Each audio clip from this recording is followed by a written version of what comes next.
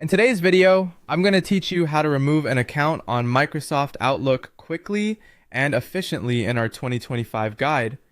Whether you're looking to reduce clutter or just need a fresh start, this process is simple. Let's delve right into it. First things first, navigate to Outlook's official website at outlook.office.com. Once you're there, make sure you're logged into your account.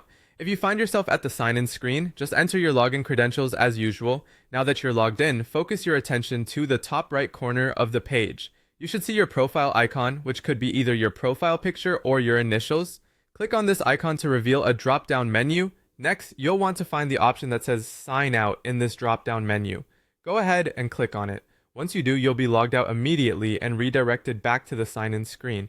This step effectively removes active sessions under your current login. However, if you wish to go a step further and ensure Outlook doesn't remember your credentials at all, there's an additional step. Right there on the sign-in page, you'll see an option labeled Sign-in Options. Click on that and then select Remove Account. This step will clear the account from being recognized on this browser, ensuring a clean slate every time you visit in the future. By completing these steps, you'll have successfully removed an account from Microsoft Outlook. This is a particularly helpful measure if you're looking to troubleshoot issues or planning to switch accounts without Outlook, remembering your previous details. For those who might share a computer or just prefer extra privacy, taking the extra moment to remove your account permanently from the sign-in page can offer you peace of mind. This process is designed with simplicity in mind, ideal for users at any tech comfort level.